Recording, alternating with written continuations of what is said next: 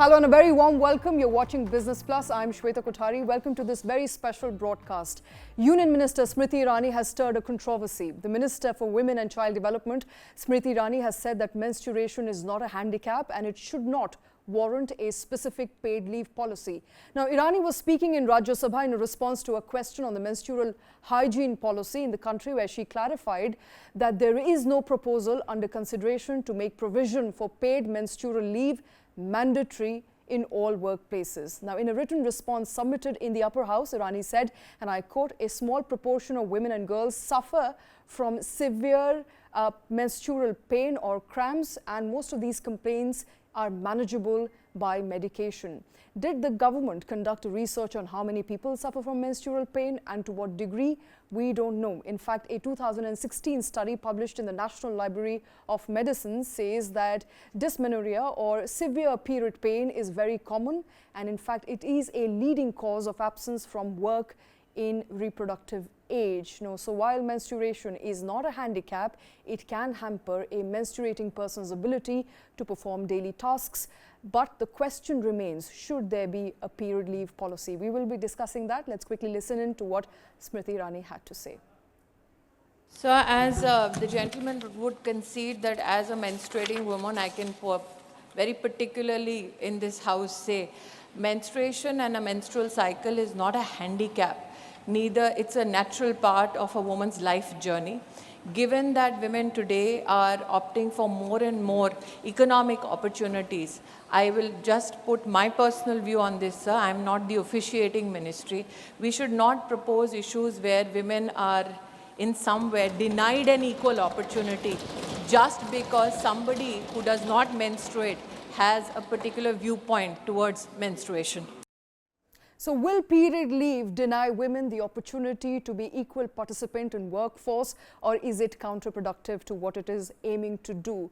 To talk about that is joining us Rituparna Chakraborty, who is the co-founder of TeamLease. Also with me, a very special panel right here in News9. To begin with, my senior colleagues, Neha Khanna, Geeta Dutta, Preeti Agnihotri. Women, thank you very, very much. It's very rare that I say women. I often say gentlemen, which has become a case in point for most of our debates and discussion. But before I go to Rituparna, I would like to ask each of you to weigh in on what Smriti Irani said. She said it's not a handicap. I think we all know it's not a handicap. But will a period leave policy or a period leave provision help us or hamper us?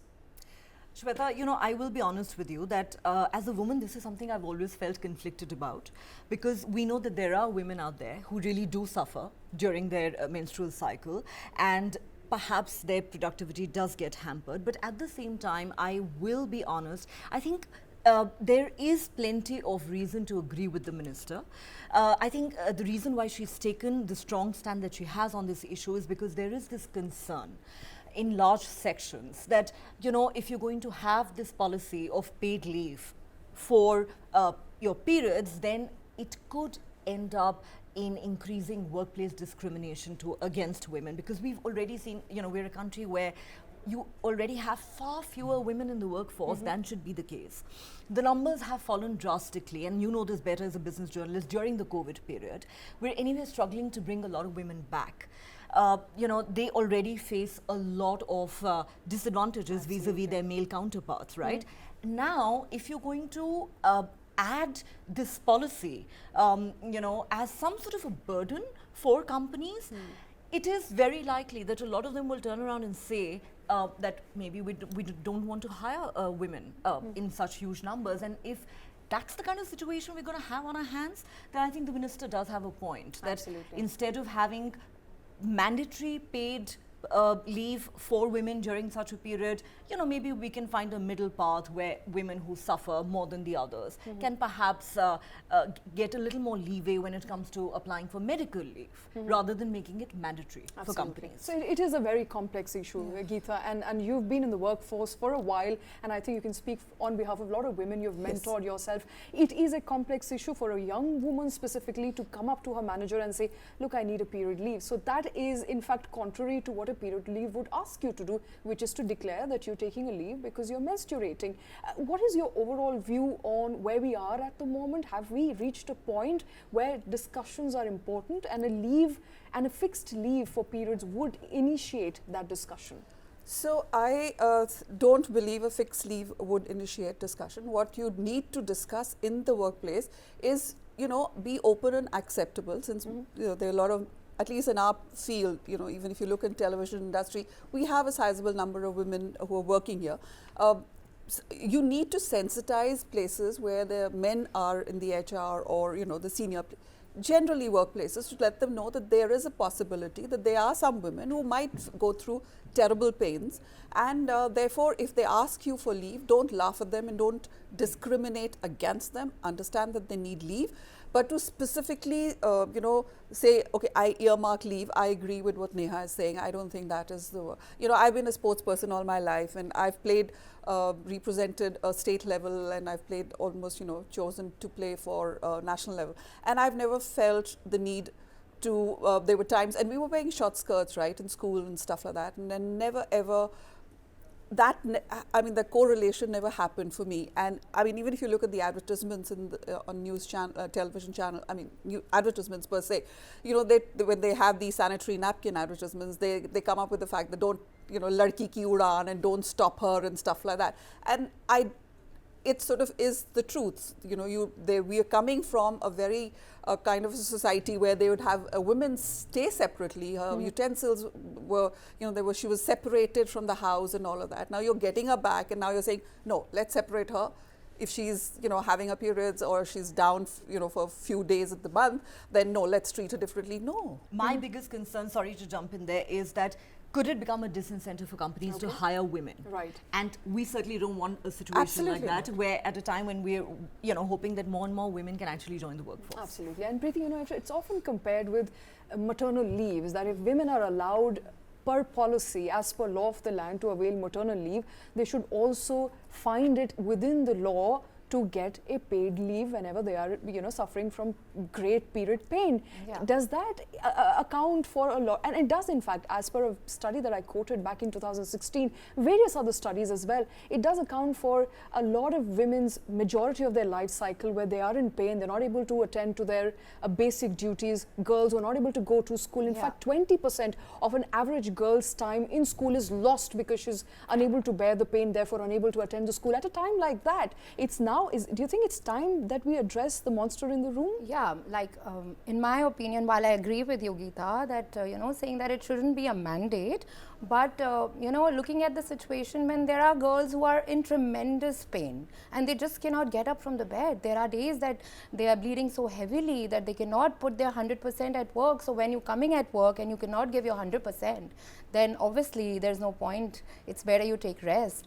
And to my opinion, companies, especially corporates, can think of giving an optional leave for the girls who want to take a leave. The ones who are in pain can opt for a leave, and the ones who are comfortable can opt out.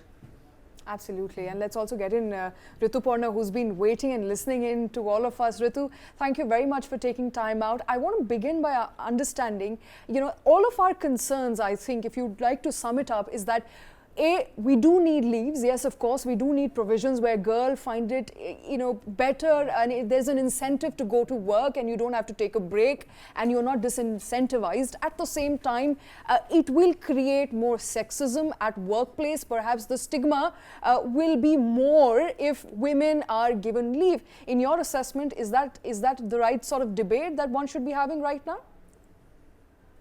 Honestly, when we are talking about women and their challenges at workplace, there are really bigger issues to debate around. That's, of course, my conclusion. By no means I am going to undermine the plight of the women who suffer from such issues, especially during menstruation. So just to point out, when Smriti Irani actually makes a statement that it's not a handicap, it's a 100% honest fact, and it's true. I mean, it's not really a handicap for any woman. Is it a sickness? It's not a sickness. Having said that, I think what essentially we should be more focused around, and the fact that we are even talking about it as an issue, as something that we hesitate to discuss, or will an employer give me leave if this is my real reason? All of this can be dealt with if we are making our workplace a lot more diverse and inclusive. The fact that it's something that we don't feel like talking about, honestly, is a bigger issue. Now, honestly, all women do not have this. Some women can work through their menstrual cycle. Some women cannot because of the cramps, because of the pains. Now, it is very subjective and it's very individual specific. I think rather than it being a mandate where you're culling out leaves that this is going to be paid leave for this reason, I think organizations are, and the progressive ones, are trying to sensitize the entire ecosystem at workplaces to kind of be a lot more sensitive because this is a real problem. For example, you see that who are the companies in India who started it? Like, okay, I see Swiggy, of course, was probably the first one who made it like a big announcement. And then we saw a few more startups.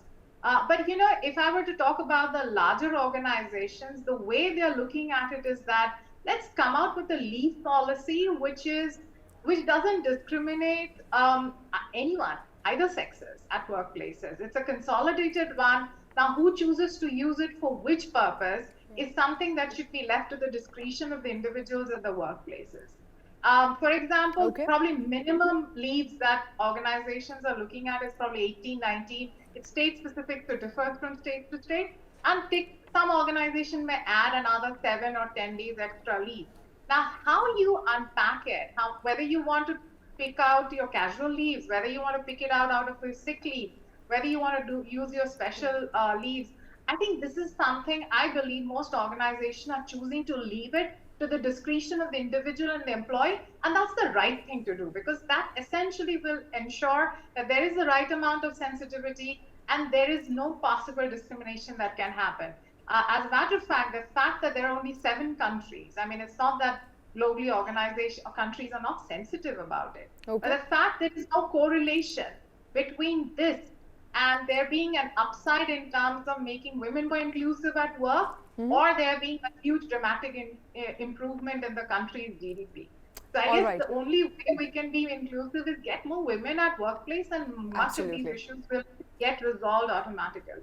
All right. Now, I mean, it's a debate, and let's open up the debate. I beg to differ on some of these points that were taken up by my colleagues and Rituparna as well.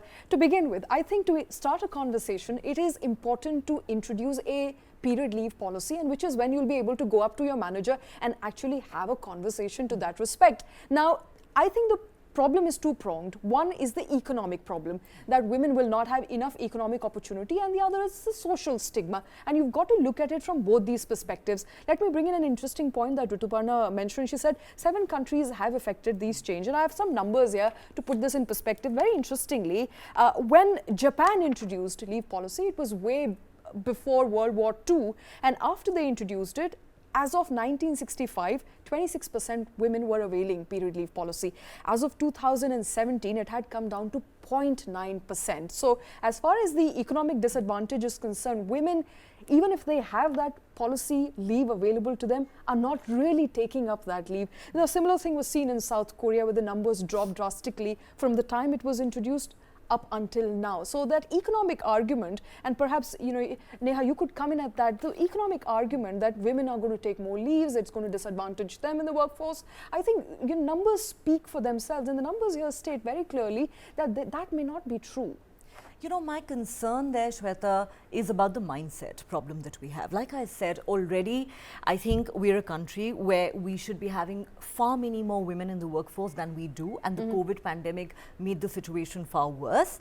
And what happens, you know, in a lot of cases is, you know, prospective employers will not say it out loud. But if they see it as an economic burden for themselves, having to mandatorily grant a certain amount of period leave to all the women in a certain age group working in that environment, they may just end up having this unwritten rule that maybe we do not want to hire that many women. Bias. Right? So these are things that are often not spoken of. Right. But unfortunately, these are the realities that women end up confronting. So my take on this is that it should not be very difficult to find a middle ground here. Of course, Rituparna is right in pointing out not many countries have this policy in place. Spain, in fact, recently became the first European country to have such a policy. But, you know, I think the answer lies, as she rightly pointed out, in sensitization, creating more awareness and destigmatize this issue. If you're going to have an environment where she talks about inclusivity, and that's important, the more women you have, I think the easier it will be for other women to operate and work freely in that environment. You can walk up to your manager that much more easily and say, maybe I'm suffering more than the others and I need this. So I think it's important you destigmatize it, that it's not, you don't become a butt of jokes because you've walked up to your manager and said that I have bad period pain and I can't come to work, or that it does not result in sexism or, as you said, silent biases.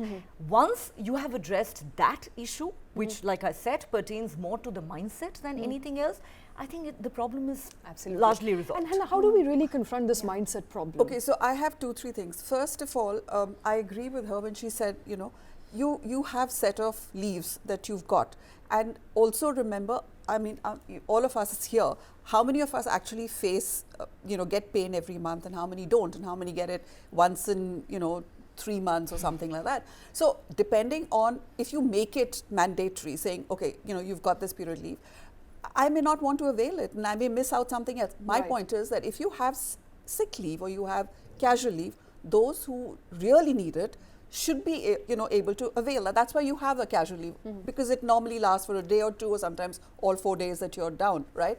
But so that is one aspect of it. Secondly, there are medications available, as the minister said. Thirdly, I've seen this experiment that they did, you know, because the idea is to sensitize, to have it conversation. There are a lot of guys, men who are very shy of asking and talking about this, and women themselves therefore hesitate to walk up and, you know, they might cook up all sorts of reasons to do it.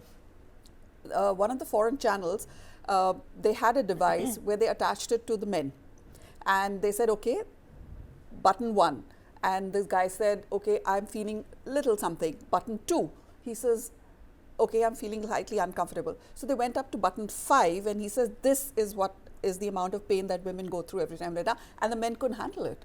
Now, my point is that there are different ways of sensitizing people, you know, on what women go through to understand. So there could be some who may not, who just breeze through it, and there's some who genuinely face crippling, you know, pain and they can't get up. And you need to have those conversations. We didn't have POSH.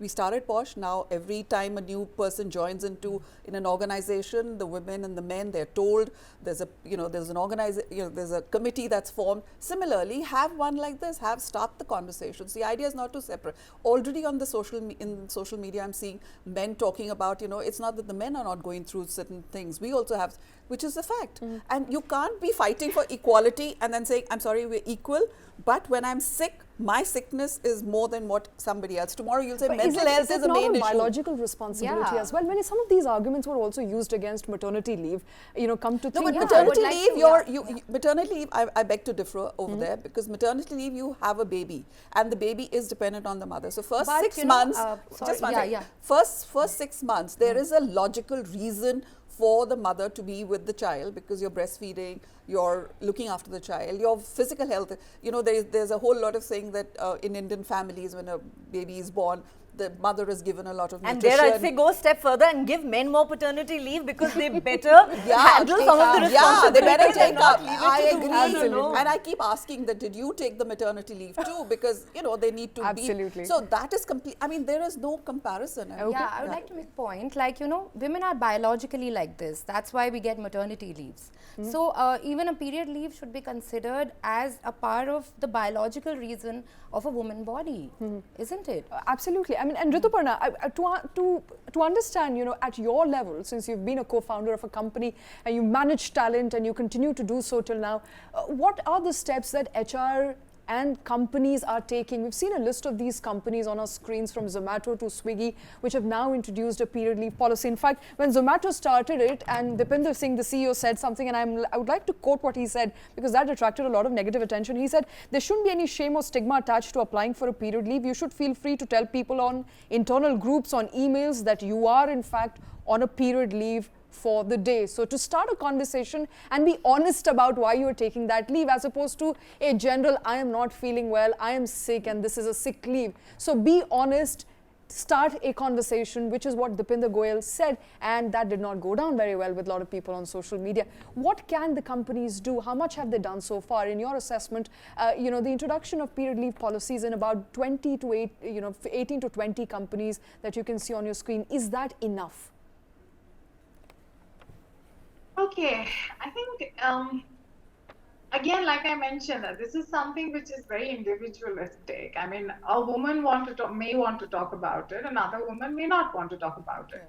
A man might want to tell the whole world that he's suffering from piles and can't show up at work. Another man may not want to. So honestly, But are they even there are comparable? no. Is it But even I'm just comparable? A saying, generic health condition, which is, which is, no, the reason I mentioned is that it's equal suffering, by the way. I mean, not equal maybe, but it's a suffering. I mean, who am I to judge someone else's pain? But what I'm trying to tell you is that, yes, organizations are much more sensitive about the challenges that women go through at workplace. I'm not saying it's just specifically one issue. There is growing awareness about the issues and challenges that women face. Are we perfect as a country? No, but I do see visibly organization now trying to make an effort to be a much more inclusive workplace and organization which attracts diversity. Having said that, I mean, I would actually, recently somebody asked me how many of the big listed companies have this as a list, as a lead policy. How many of the financial services company has it? How many of the tech companies have it? To be honest, as far as my knowledge goes, which could be challenged at any point, and actually none of them have it. But in spite of that, financial services companies, large tech companies have extremely good record in terms of being inclusive, diverse employers, which means that in spite of what we believe, that these women do feel valued at their workplaces, and they feel heard, and they feel it's safe to work in such places. So my issue is that this particular aspect is something which is important for an individual, and I'm not denying that it's not important. But it should be left to the individual whether they want to talk about it. And I do agree with Geeta that one woman might choose to avail of it, while another woman actually might want to utilize that leave to kind of go and watch his or her son play in the sports day or something. So my point is, please give flexibility. When you tighten the noose to this extent, I don't know whether it yields the very objective which was set up, which inspires people to do such creative policies. So I think that's my limited point. And even on maternity benefit, I'm just going to briefly touch upon it because I've studied this intensely since the new amendments has come. It's absolutely logical that, and it's United Nations guideline that breastfeeding is important for a child for the first 6 months.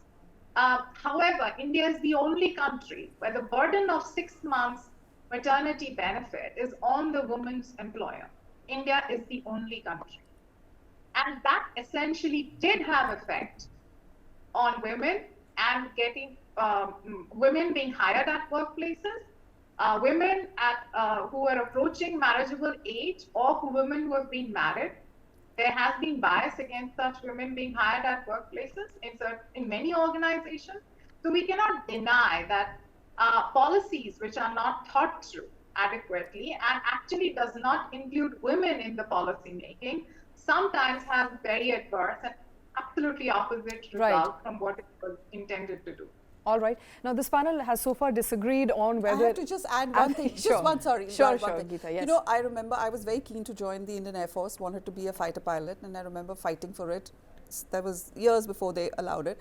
And my family is completely from the forces, and I remember talking to this uncle of mine, and he said, you know, one of the reasons why we're not taking, we are hesitating is also because apart from the fact that, you know, if the plane falls and the way our enemies are, the way they treat women, there's also the fact that if you become a fighter pilot, 9 months you're pregnant and 6 months you have a baby. So imagine you're not flying for that many months, and amount of loss to the exchequer if a Air Force fighter pilot does not fly the sorties and trains every day. So he says... It's their loss, come to think of it. I mean, you know, as someone who's a firm believer of our biological duty and responsibility, it is not something that I choose to do, it's something that I'm expected to do. Whether, I mean, all of us, I mean, some of us have children, some of us don't have children, but the expectation is to have kids and the expectation is on us. So, I mean, essentially, you've got to come up with some way or the other to make sure that we are a part of the workforce. So, that is why give them exactly what she said. Give them leave, let them pick and choose. Don't tighten it so much. That's my point. Absolutely. All right. So this panel agrees. at least on the fact that there is a social stigma. That social stigma needs to be catered to, countered at both the level of employers as well as at a social level. Now, we're living in a country where about 70 to 80% mothers, this is according to a 2014 study, still believe that menstruation is dirty, which is essentially what they're teaching their kids. And the kids then go on to school and they become a part of the workforce, and the stigma continues. You can't break the chain. What do we really need to do? What should employers do? Because all of us are working women, and perhaps this bulletin broadcast will be watched by a lot of working women. What can the working women do to ascertain themselves and their need for a leave when they're menstruating, Neha? You know, Shweta, again, it brings us back to the point that we were making earlier. You've got to have a conversation around this. And the conversation should not be confined to just studios like ours and newsrooms. It should be happening across... At home. It should be happening across offices. Like I said, this is not, this should not be about jokes, as it might be for a lot of people, especially men. This should not be something that is spoken of in hushed tones. I think that also needs to change. And if you can just normalize this conversation, that, you know, it is the female anatomy that you're talking about, no big deal.